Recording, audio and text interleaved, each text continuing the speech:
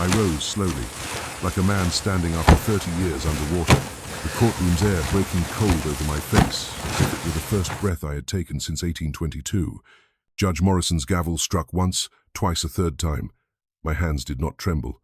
I folded them before me and lifted my head, and for the first time in 3 decades I opened my mouth to speak. I heard everything, I said. The words were small, almost gentle, but they split the room like lightning.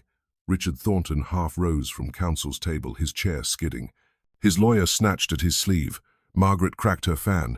James turned, the cruelty in his eyes startled into a boy's uncertainty. "Order," the judge said, though his voice lacked confidence. "Remove that servant. If he continues—" William Harrison, young and spare, stepped from the plaintiff's table. "Your Honor," he said, "this witness may speak to matters of property. The law permits it." The law had rarely protected anyone who looked like me, but I had not come to argue with the law. I had come to bury a dynasty with facts. I faced the jury and felt my tongue test the old roads of speech. It was like reaching into a well and finding the rope still strong. "My name is Silas Freeman," I said, each syllable clear enough to count. "For 30 years I have been held by Mr. Richard Thornton. In those years you spoke in my presence as if I were deaf, stupid, or made of wood. I am none of those things. I can read, I can write, and I remember." Gasps. The gavel rattled, but I had waited too long to let noise divert me. Memory unrolled behind my eyes, a ledger kept safe by patience. "You will hear of a deed," I continued, and ink mixed to mimic age. "You will hear of a meeting on February 15th, 1851, in the library at Thornton Hall, between Mr. Thornton and a man named Samuel Blake." I stood with a tray against the shelves while they spoke of lines and flourishes and how long the paper should sleep to take on the proper smell. Mr. Thornton paid $500 that night, with a promise of 1,000 more. Richard's lawyer shouted objection. The judge made a sound like a door closing. I did not look at either man.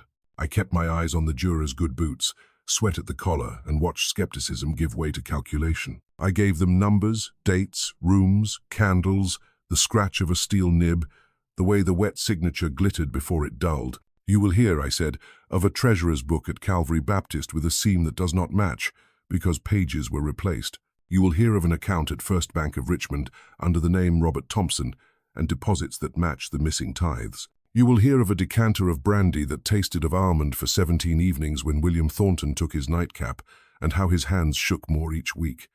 At almond the room shivered. They knew the taste. Arsenic. A poison Eliza had taught me to recognize. Knowledge is a lantern.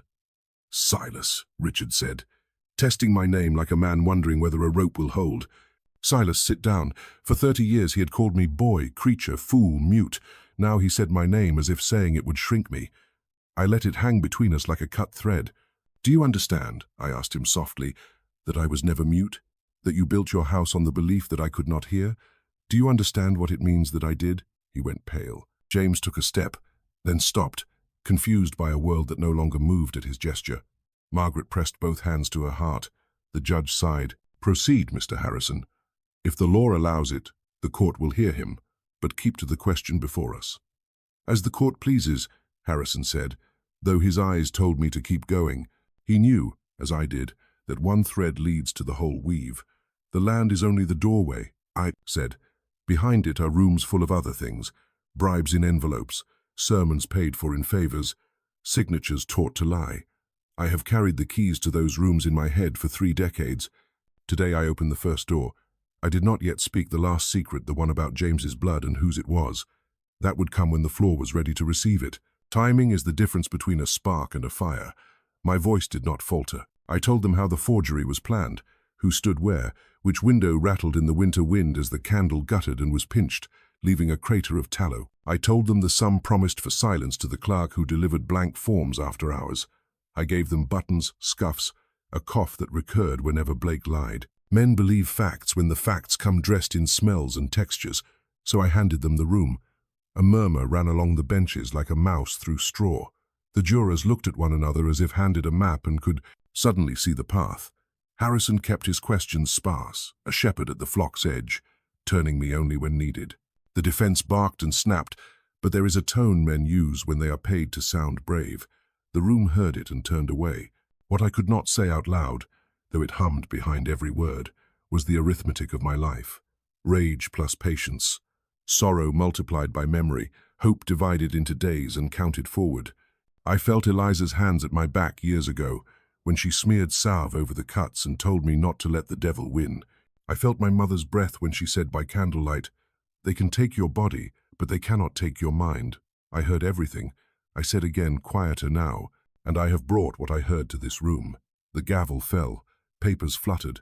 Outside, a summer thunderhead pressed its face to the high windows, dimming the light. I stood in that dimness like a man who has carried a lit coal in his mouth for 30 years and finally spit it into dry grass. I waited for the fire to catch, for all to hear. The year was 1822, and the air in Richmond stank of sweat, tobacco, and fear. I remember the sound of chains clinking like wind chimes for the damned, the cries of children being pried from their mothers' arms, and the sharp slap of the auctioneer's gavel punctuating each sale like a verdict. When my turn came, I was 25 years old, tall, strong, and silent, not by choice but by dread. The auctioneer called me a fine specimen, turning me as if I were a horse, displaying my teeth, my shoulders, my scars. The crowd murmured in approval. $800, a man shouted. I remember his voice clearly, even now. Richard Thornton, 45, well-fed, with cold blue eyes that measured human worth the way other men judged livestock. When the gavel struck, my name was no longer mine. I was his. The journey to Thornton Hall took 2 days by wagon.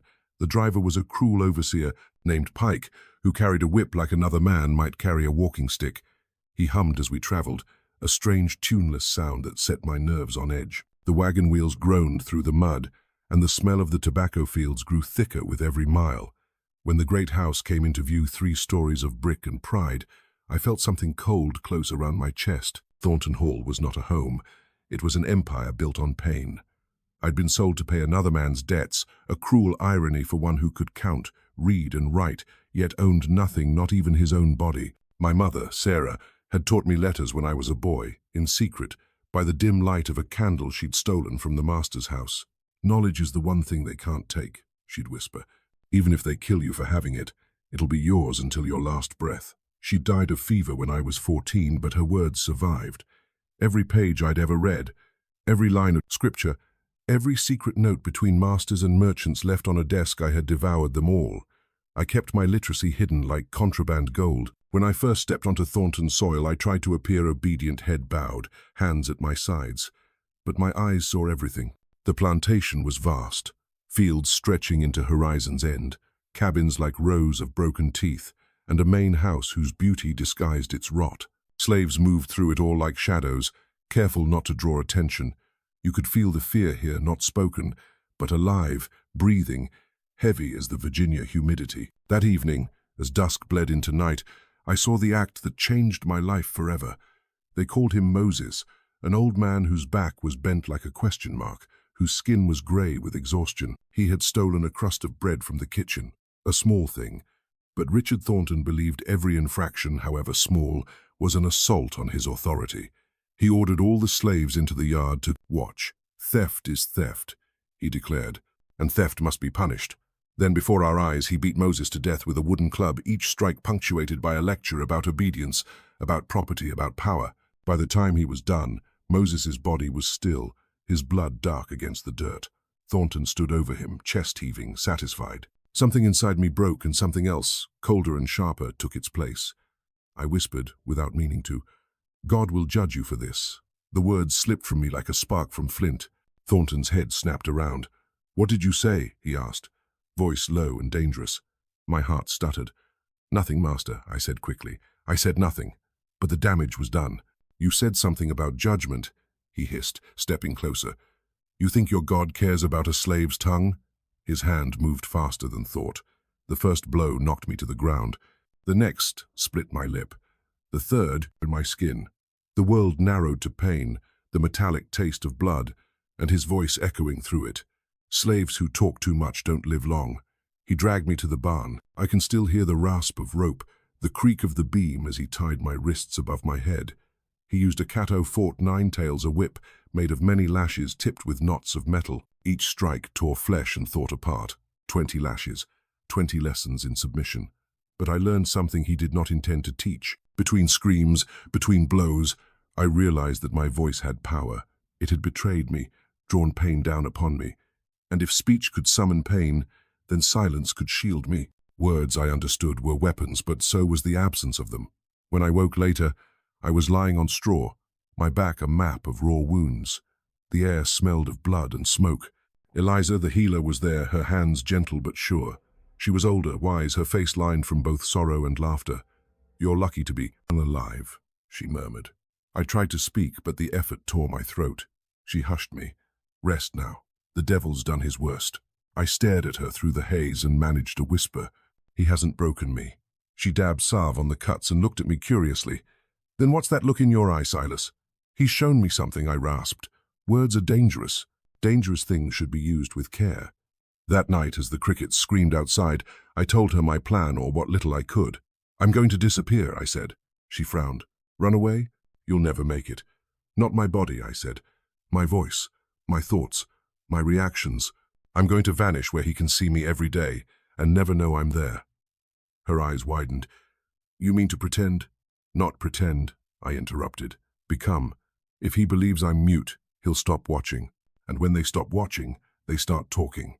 Eliza stared at me for a long moment, then nodded slowly. "That's dangerous, Silas." "So is being alive here," I said. She sighed and tied a clean cloth around my shoulders. "Then you'll need help. I'll tell them the beating broke your mind." By morning, the transformation began. When the overseer barked orders, I stared through him. When he slapped me for not answering, I did not flinch. "What's wrong with this one?" he asked. "The master hit him too hard," Eliza said smoothly. "He don't talk no more." The overseer grunted. "Can he work?" "He understands simple things," she said. "Show him once, he'll do it.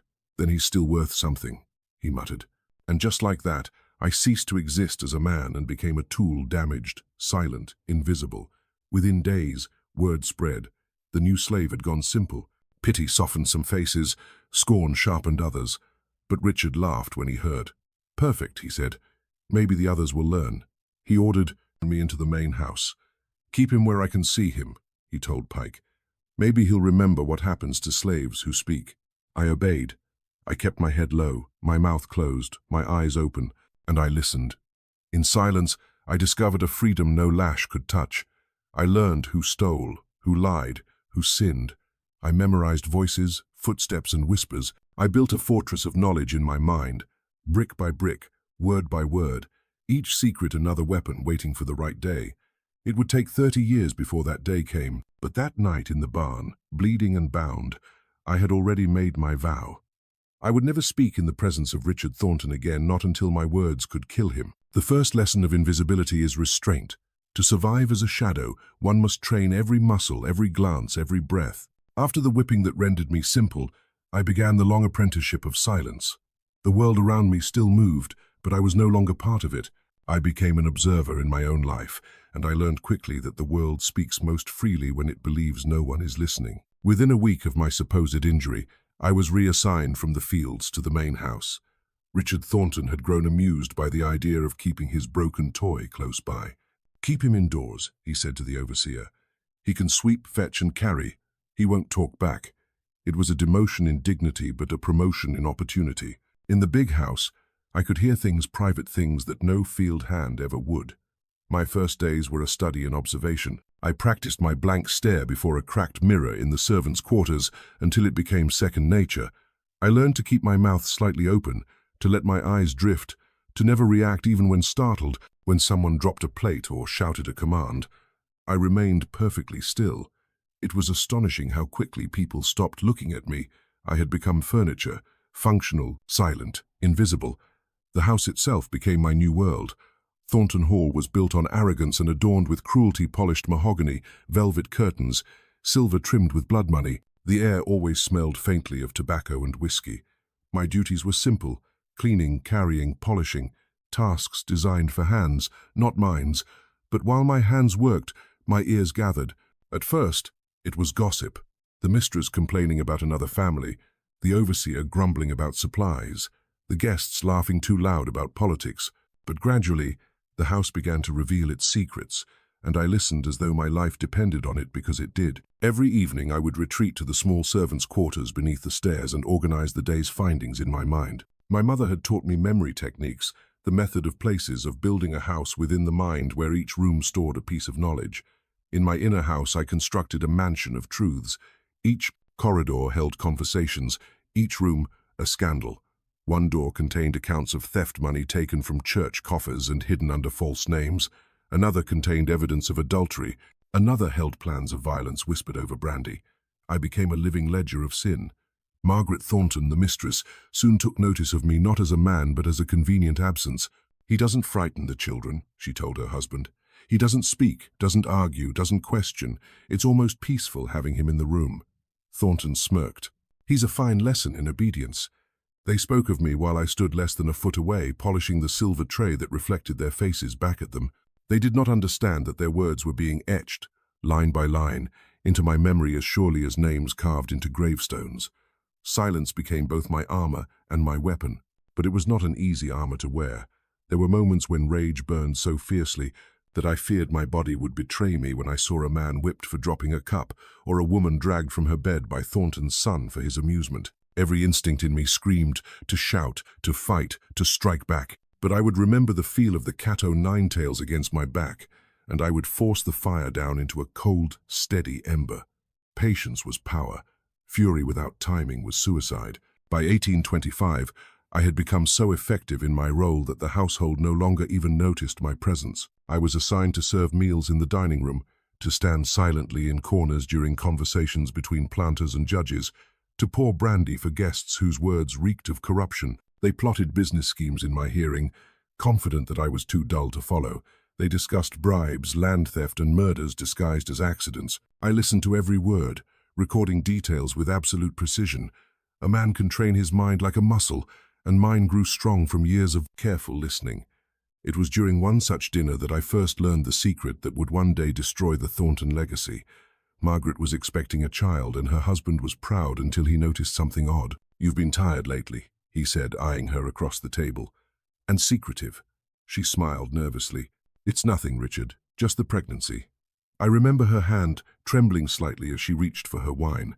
Thornton grunted and changed the subject, but that tremor told me more than her words. There was fear there, and guilt. Months later, when her labor began, I was ordered to assist. Eliza attended her, and I stood in the corner, silent as ever. The night was long, the room thick with sweat and pain. As dawn approached, Margaret clutched Eliza's hand and whispered, "He must never know. Richard must never know this child belongs to Thomas." I saw Eliza freeze, her eyes darting to me, but she said nothing. She knew I understood. That was the night I realized how deep my silence could cut. I now carried a truth that could destroy an empire. The child, James, was born with a shock of light hair and the faintest trace of his uncle's features. Thornton called him a blessing. I called him a weapon not yet forged, but one day, perhaps. In that moment, my mission became clearer. My silence was not just survival, it was collection. Every secret, every crime, every whispered sin was ammunition. I was building a case that would one day topple the people who believed themselves untouchable. Years passed. I refined my act until it was flawless. I learned to move soundlessly, to anticipate commands before they were given, to be in the right place when information flowed freely. The more they ignored me, the more powerful I became. It was a paradox that never ceased to amuse me. In treating me as nothing, they gave me access to everything. There were times when even the other slaves pitied me. "Poor Silas," they'd say. "He ain't right since that beating." They didn't know the truth and I couldn't tell them. Only Eliza knew, and even she stopped asking questions.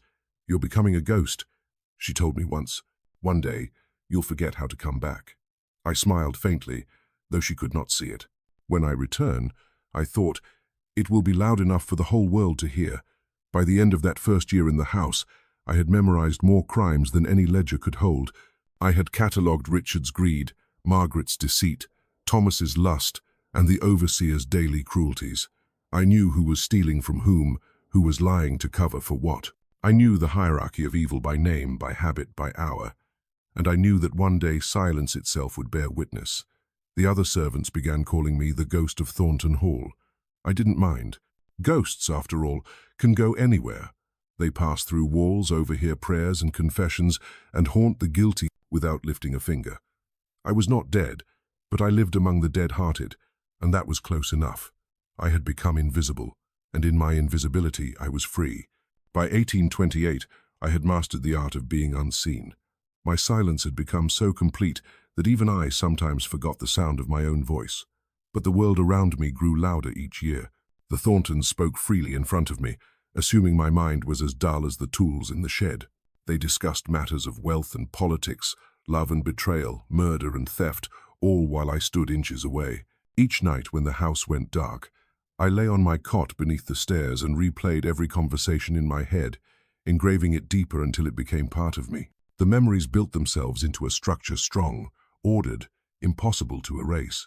I began to think of my mind as a courthouse yet to be opened, every secret a piece of evidence waiting to be presented when the time came.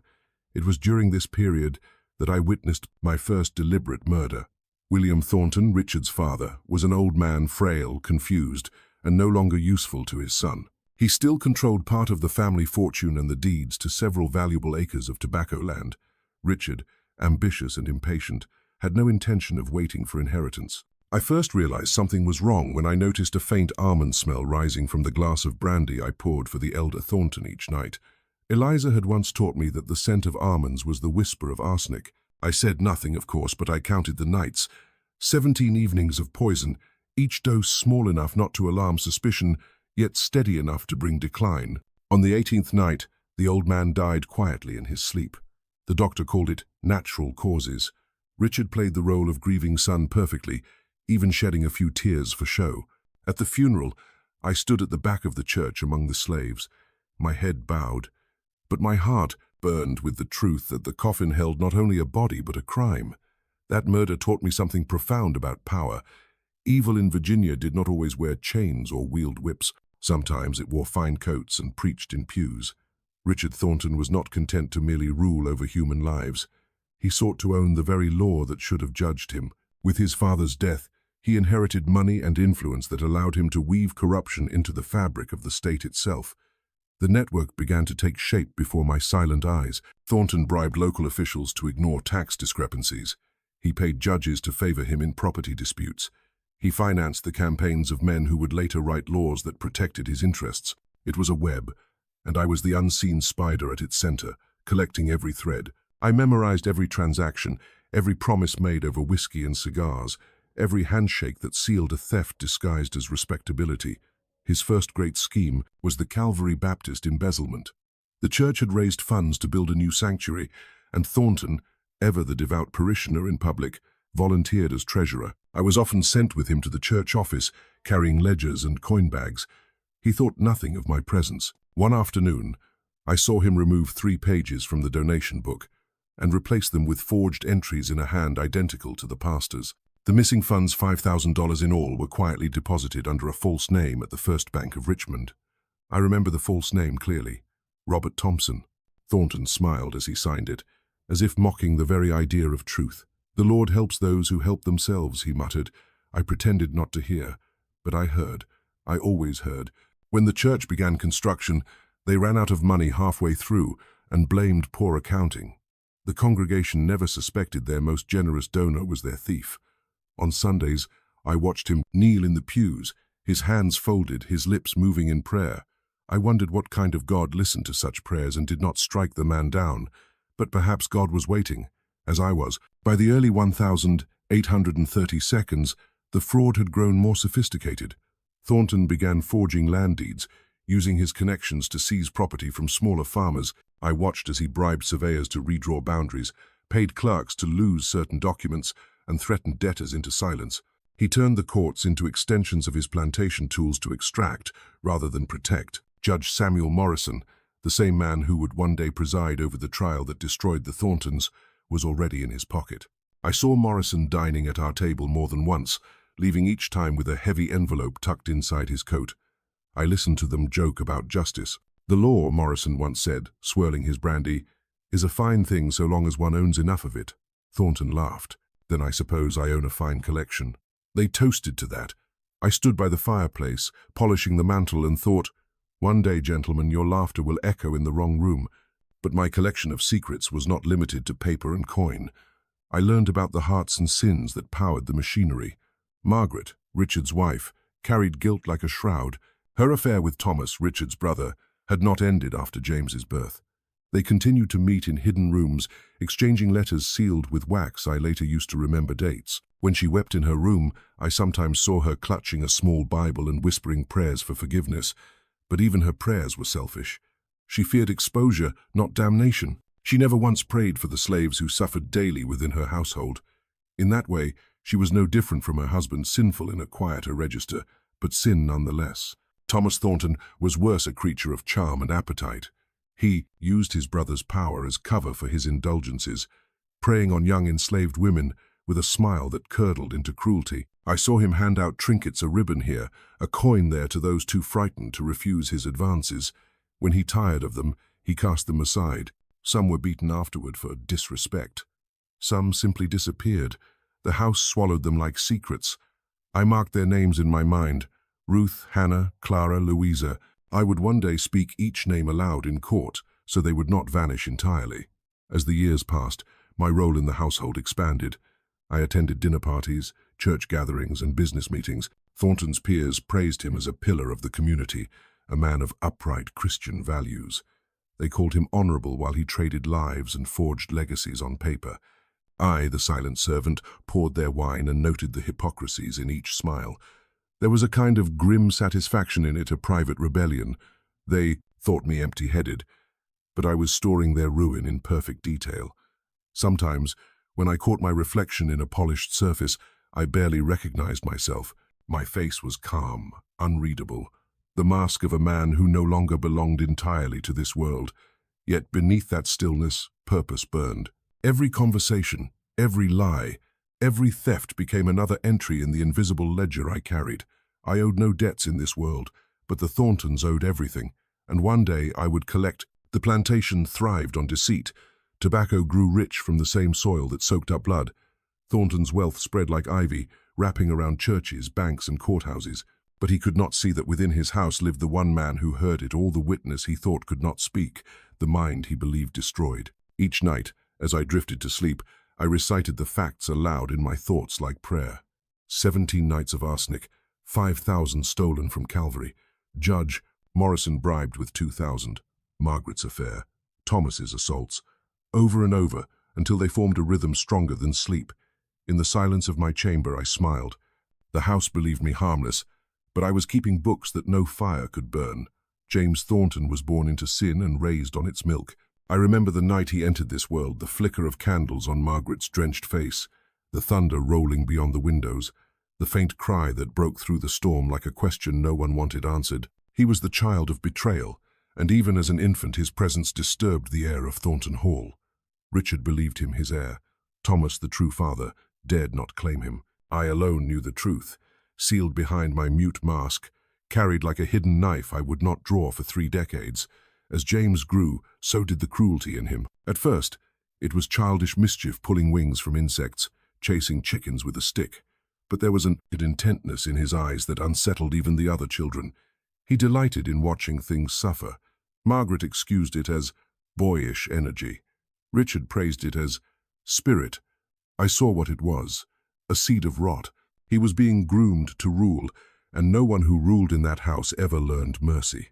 By the time he turned 6, he had learned the language of command. He ordered slave children older than himself to fetch his toys, polish his shoes, kneel when he passed. When they hesitated, he reported them to the overseer, who obliged his young master with lashes meant to teach respect. Each scream seemed to amuse him. I would stand nearby with a tray or broom, face expressionless, mind recording every sound. Silence is not absence, it is absorption. I remembered every cruelty. Richard encouraged the boy's arrogance. A Thornton must be feared, he said at dinner one evening, his glass raised high. Better feared than loved. Margaret smiled weakly, but Thomas laughed, outright. He's already learned that lesson, brother. The laughter between them had the taste of poison.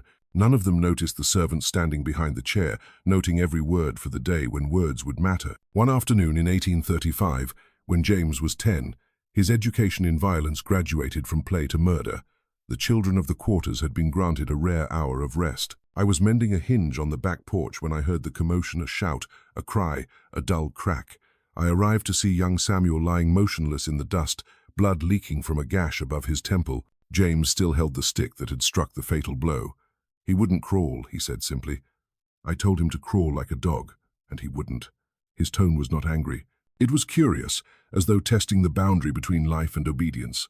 Eliza rushed forward, pressing rags to the wound, whispering prayers that were swallowed by silence. Samuel's small chest fluttered once, twice, and stopped. I felt my throat tighten, a scream clawing to escape, but the mask held. Thornton arrived moments later, drawn by the noise. "What happened?" he demanded. James answered without hesitation. He fell and hit a rock. Richard looked at me, expecting no response from the house idiot. I stared blankly. He accepted the lie at once. A child's word outweighed a slave's life. That evening, Samuel's body was buried behind the cabins. The ledger of death gained another line.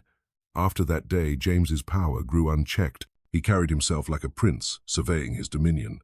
At 13, he began accompanying his father to the slave market, learning how to appraise human flesh. I watched him run his hands over men's arms, women's faces, measuring teeth as if inspecting livestock. "You can tell a good one by the eyes," Richard instructed. "If they look back at you with too much knowing, break them early." The boy nodded, absorbing the lesson. I wondered if Richard realized he was looking at his own reflection, smaller but clearer. At 15, James turned his appetites toward women. The first was a kitchen girl named Ruth. She was quiet, with soft eyes that had once known laughter. One night, I saw him follow her into the smokehouse. She returned hours later, clothes torn, eyes hollow. When I found her behind the cabins, she trembled so badly she could barely speak. "He said if I scream, he'll have me whipped," she whispered. I wanted to comfort her, to promise protection, but what protection could silence offer? I only placed a hand on her shoulder, the gesture of a ghost. She died a month later, giving birth to a stillborn child. Richard called it a tragedy. James called it inconvenience. There were others, Sarah, Clara, Louisa, names I memorized like verses of a bitter psalm. He hunted them one by one, certain that his status made him untouchable. When any resisted, he used the overseer's lash to remind them of their place. "Their property," he once said to a visiting cousin, loud enough for me to hear as I poured their wine. "You can't sin against what you own." The cousin laughed, and the conversation drifted to crop prices. I continued pouring, my hands steady though my stomach churned. Margaret saw more than she admitted. Once, I caught her weeping in the garden at dawn. "He's his father's son," she murmured. "Or perhaps his uncle's." She looked up and met my gaze. For a heartbeat, I thought she recognized understanding in my eyes. Then she turned away, unwilling to face the truth reflected in a slave's silence. Guilt was a luxury she could afford only in private. Years rolled forward like the endless turning of the mill wheel. By 20, James was a man in form but a beast in practice. He gambled, drank, and inflicted pain as entertainment. When his father reprimanded him, he smiled and replied, "You taught me, remember, fear is better than love." That remark silenced even Richard. Pride and shame wrestled in his expression, but pride won.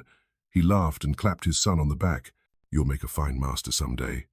I watched them together at dinner that night, father and son, teacher and pupil, two halves of the same cruelty. Around them sat men of wealth and rank who toasted the Thorntons for their prosperity. None saw the decay under the gilding. I wondered if evil could be inherited like property, passed down through blood and name. If so, perhaps I was the unintended heir, the keeper of their deeds, destined to return them with interest. My silence became harder to maintain. Each new outrage tested the boundaries of patience. There were nights when I walked into the woods and screamed without sound, letting the air itself carry what I could not utter. I prayed, though my faith was battered. "Lord, keep my tongue still," I whispered. "Let it rise only when it can strike true." Each dawn I returned to my duties, face blank, heart armored. Eliza worried for me. "You're storing poison in your soul," she said one evening as she cleaned a wound on my hand. "It'll eat you from the inside." I shook my head slowly. "No," I mouthed. "It's medicine.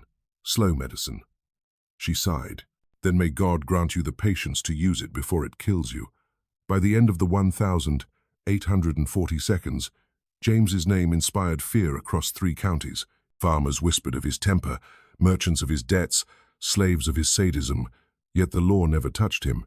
The Thornton influence reached too deep, its roots watered by bribery and silence. I alone kept the record that could damn them. Each crime became another page in my invisible book. Samuel's death, Ruth's assault, the poisonings, the thefts, the bribes. I carried it all in memory as carefully as a priest carries scripture. Sometimes, late at night, I imagined the future courtroom, the gasps, the pale faces, the collapse of power under the weight of truth. Then I would close my eyes and whisper to the darkness, "Be still, not yet," because the silence that endures longest strikes hardest when it breaks. And I swore that when my silence ended, even the stones of Thornton Hall would tremble. Patience, I learned, is a muscle. The more you use it, the stronger it grows, though sometimes it tears in the process. By 1830, 8 years into my silence, that muscle had become the only part of me that still felt alive. My body aged and ached from years of labor, but my patience sharpened to a blade's edge. I had long since accepted that my revenge would not be quick. The men I intended to destroy built their world on endurance. Mine would have to outlast theirs. In the beginning, my silence had been an act of defiance, a way to hide intelligence behind obedience.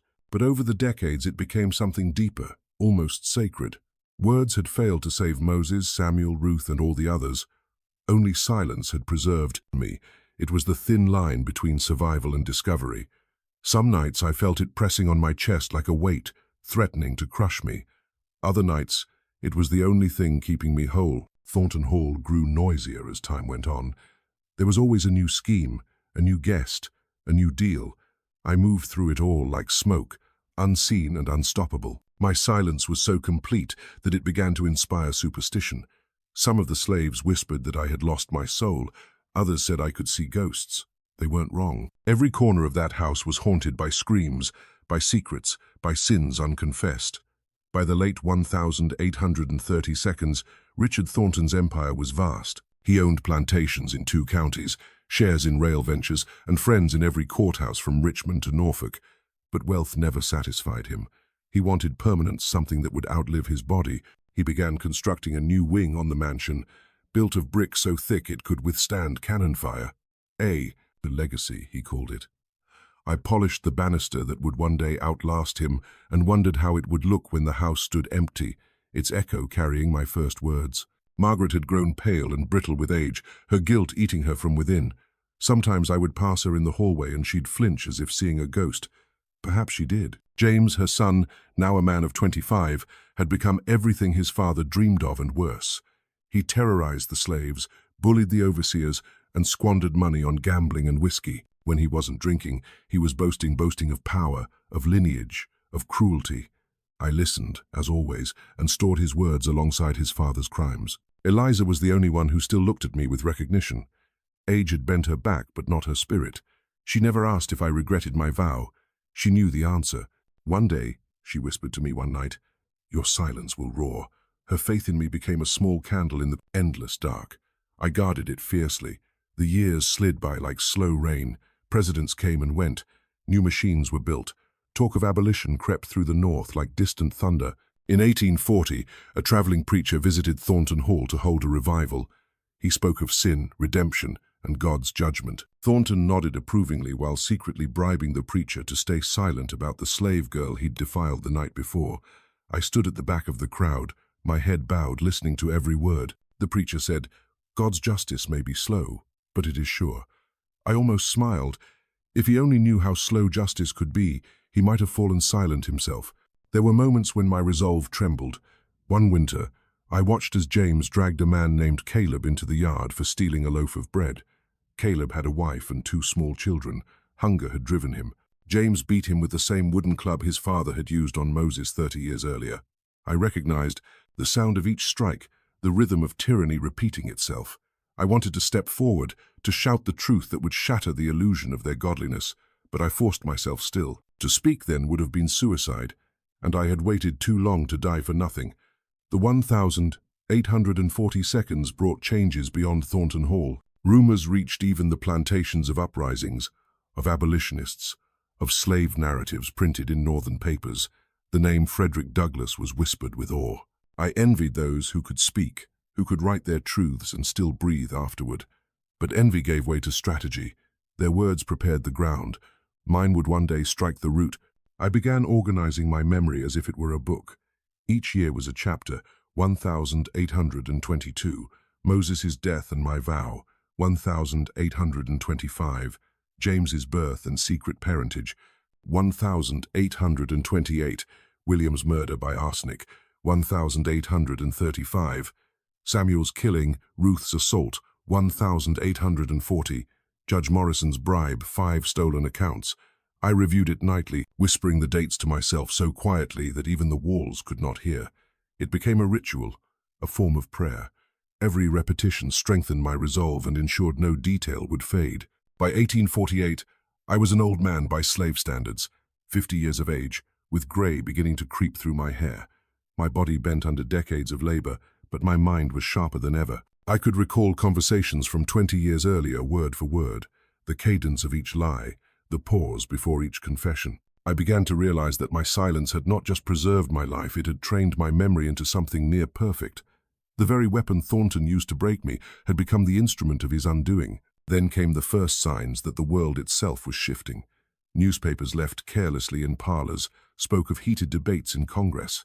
The Fugitive Slave Act loomed. Abolitionist pamphlets were smuggled into the quarters.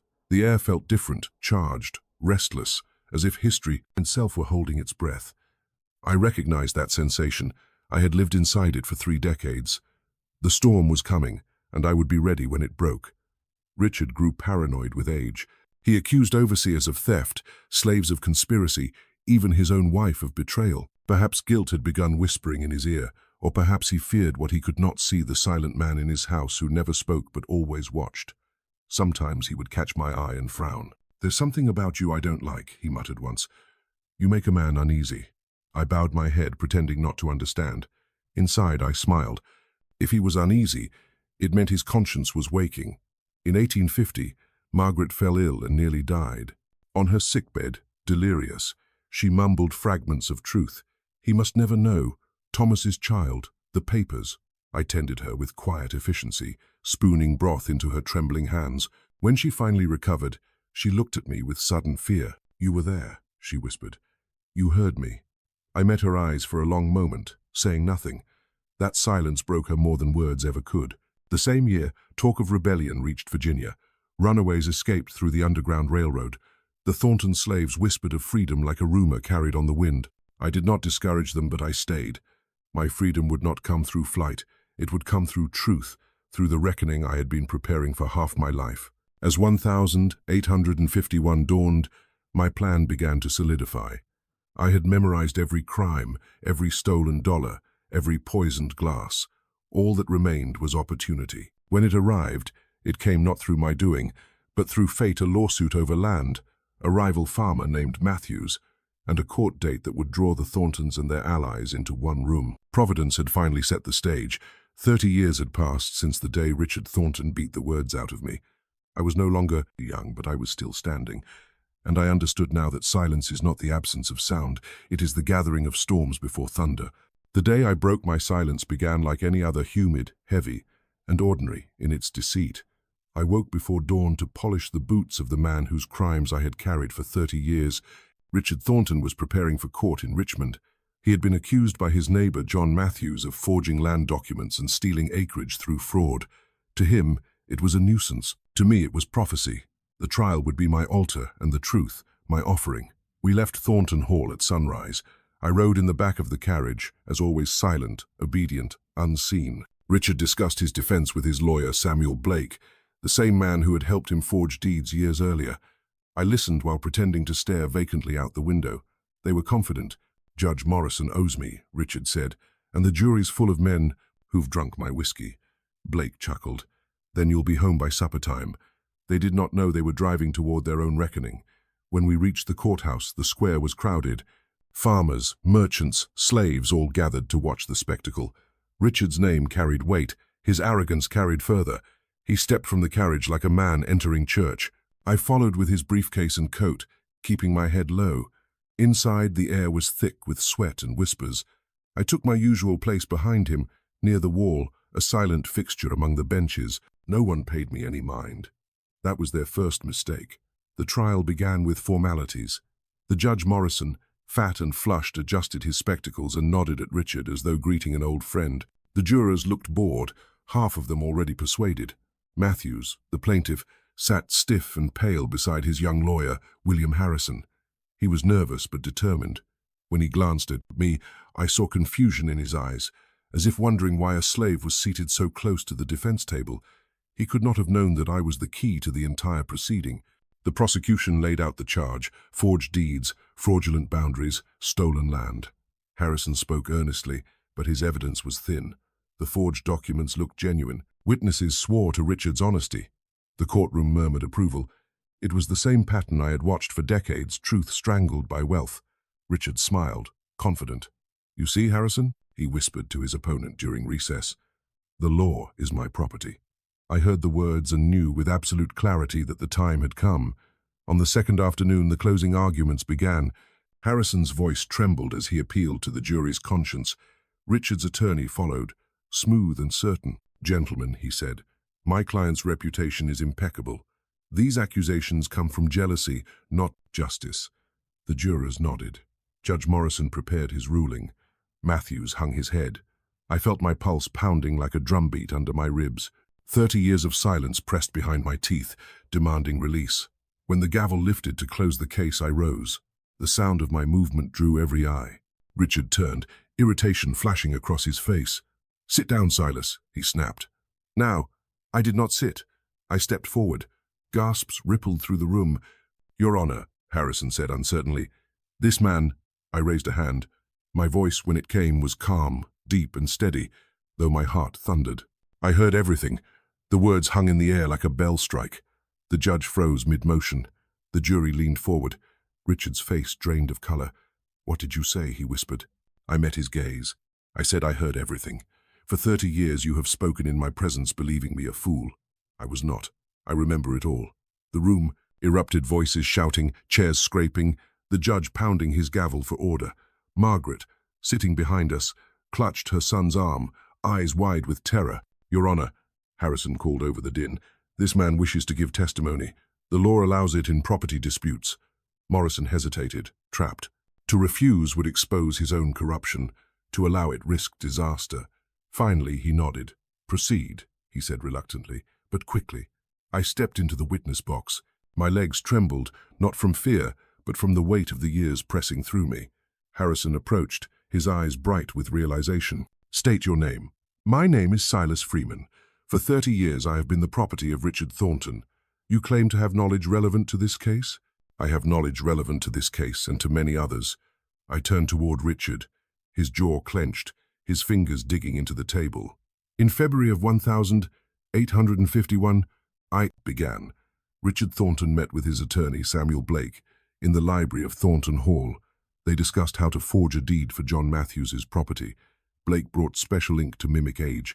Thornton paid him $500 that night, with a promise of 1,000 more. The courtroom fell utterly silent. Blake sputtered. "Lies," he shouted, but the details were too precise. "The ink was kept in a brass inkwell shaped like a lion's head," I continued. "There was a thunderstorm that evening. The candle blew out once, and Mr. Blake said, 'Even God objects to our business tonight.' Thornton replied, 'Then he can sue me himself.'"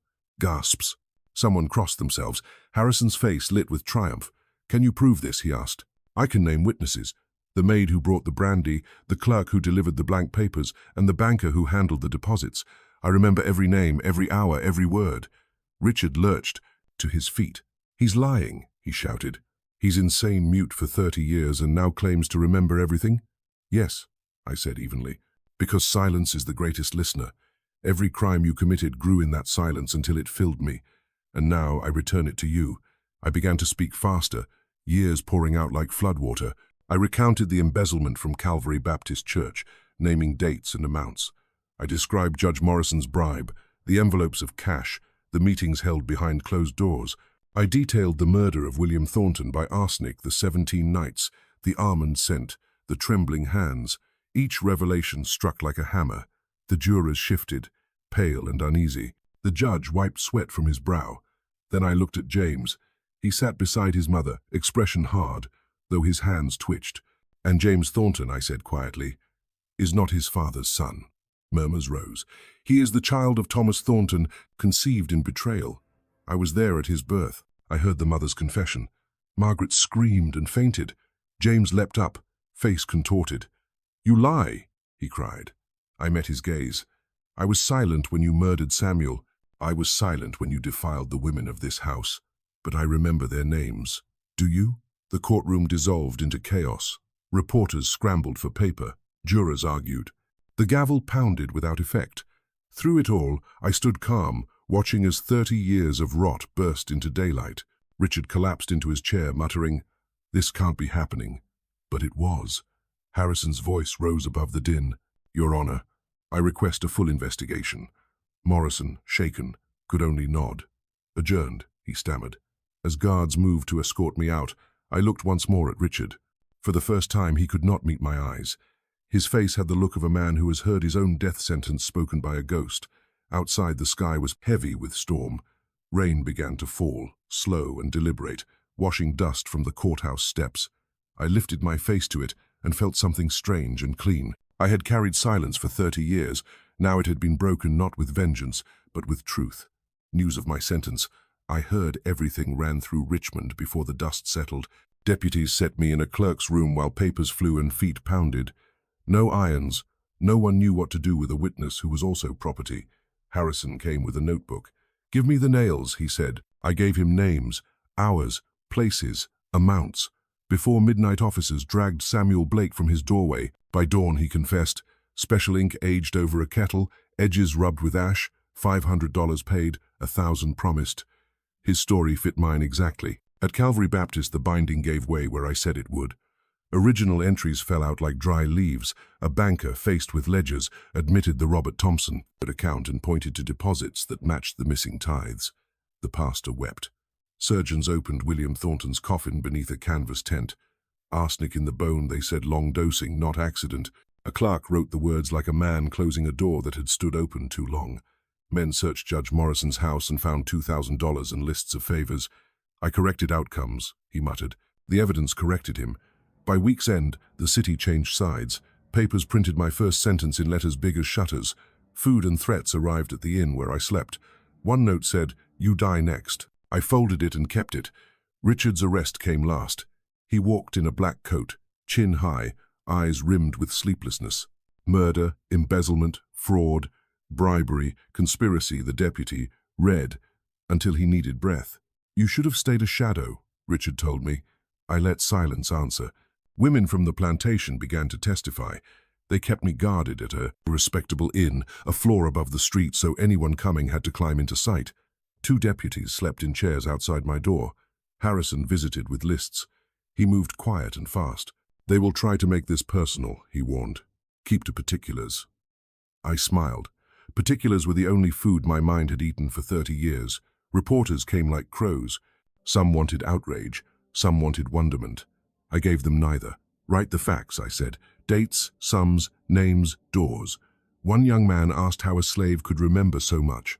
"By having no one to talk to," I answered. He stared at his pencil.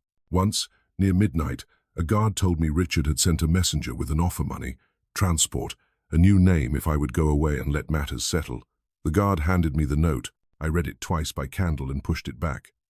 "Tell him I have already gone away," I said. I left the day he thought I could not hear. The guard laughed softly, then burned the paper over the chamber pot. When the grand jury convened in July, I spoke for hours, stopping only to drink water and steady my breath. The room was hot. Flies worried the ink. Men loosened collars and leaned forward in their chairs without meaning to. I gave them the library, the smokehouse, the counting room, the pew, the vault. I gave them thunder, lamplight, and the way Blake's laugh thinned. I did not raise my voice. Silence, at last, was working for me instead of against me.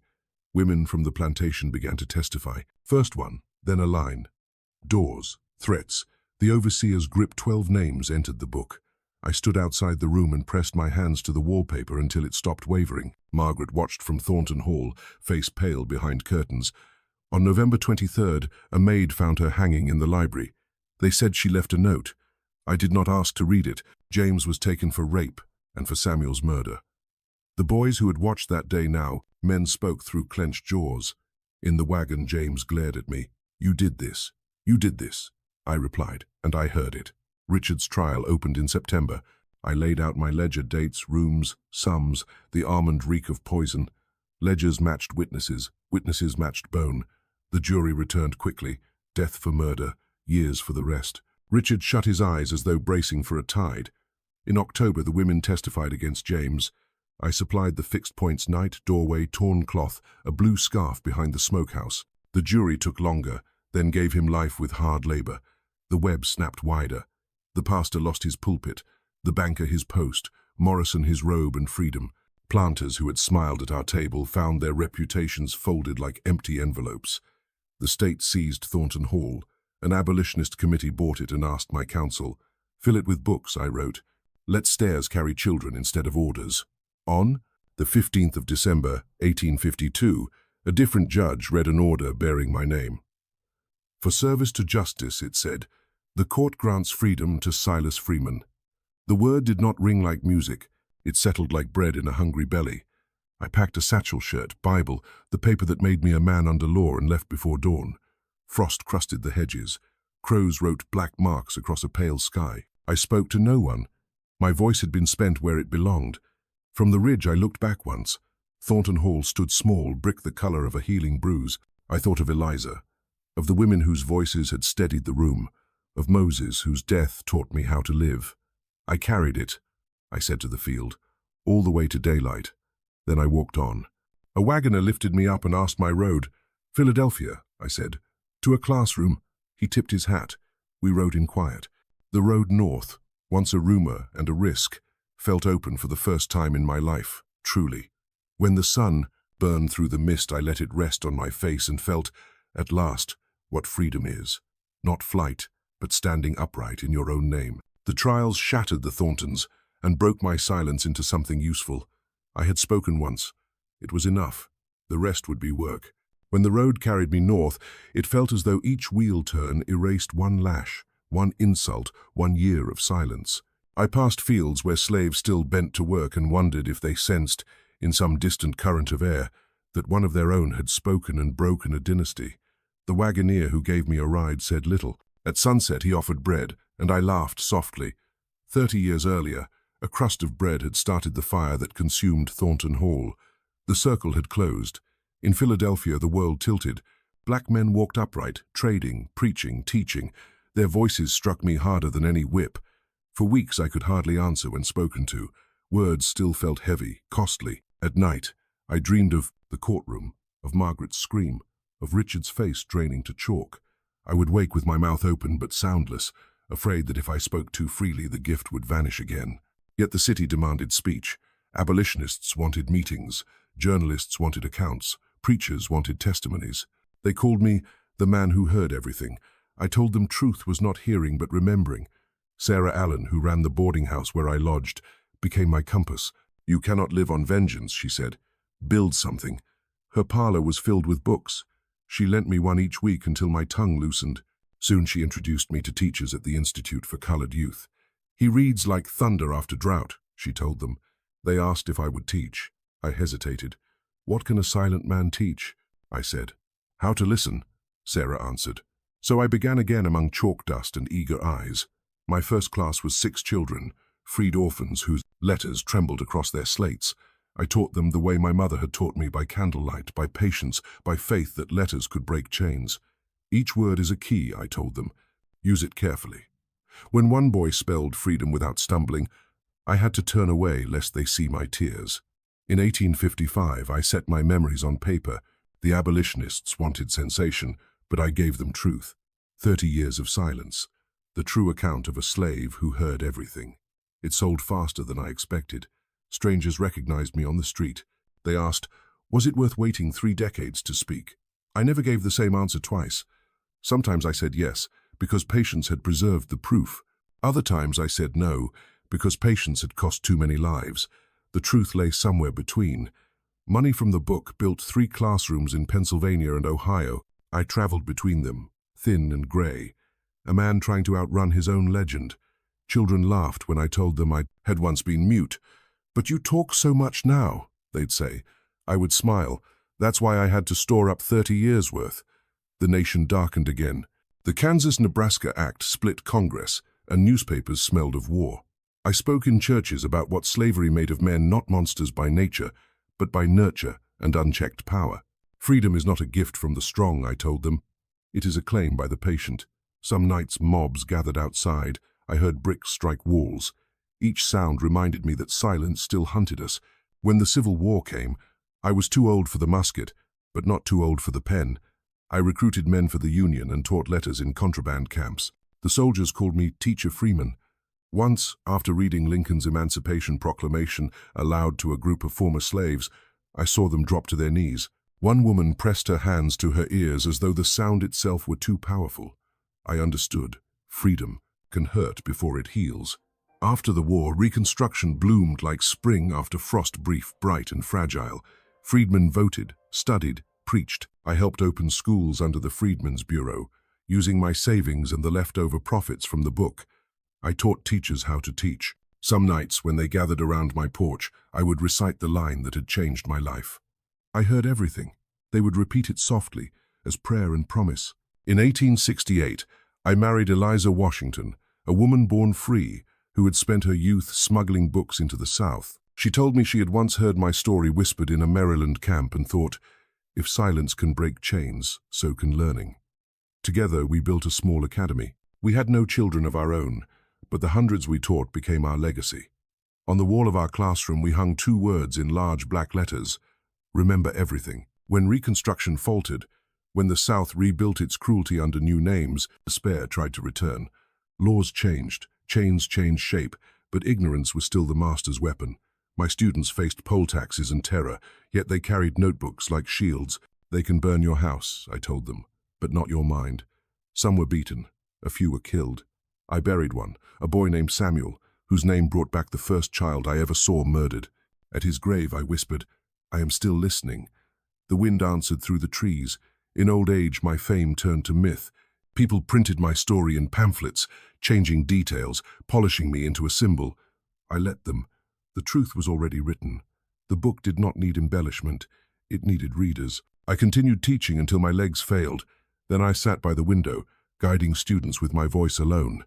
When asked if I regretted my silence, I would shake my head. Every man has his weapon, I'd say. Mine was waiting. By the time I reached 90, my body was a map of scars, each one a line of history. Yet I could still recall, word for word, the courtroom, the scent of ink, the thud of Morrison's gavel, the gasp when truth first took air. Sometimes I wondered if Richard ever understood what destroyed him. It was not vengeance, it was memory. He had believed power meant being heard. I had learned that power meant hearing everything and knowing when to speak. On a March morning in 1890, I felt my strength ebbing. The students gathered in my room, voices hushed. Tell us one last lesson, they asked. I smiled. Silence is not weakness, I whispered. It is a seed. Plant it in truth, and it will grow into justice. Then I closed my eyes and drifted toward the stillness that had always been my companion. At my funeral, they said more words over me than I had spoken in half a lifetime. Frederick Johnson, once my student, stood above the crowd and declared, he taught us that silence can roar. They buried me in Eden Cemetery beneath a plain stone. Silas Freeman, 1790, 1890. Silent for 30 years, spoke truth to power. Teacher, free man. I like to think the wind passing my grave carries echoes of those words. Maybe a child reading under an oak somewhere still hears them. Maybe he learns that patience is not surrender, that justice delayed is not denied, that one steady voice held long enough can shake an empire. If so, then my work endures, because I did hear everything, and when the time came, I made sure the world heard it too.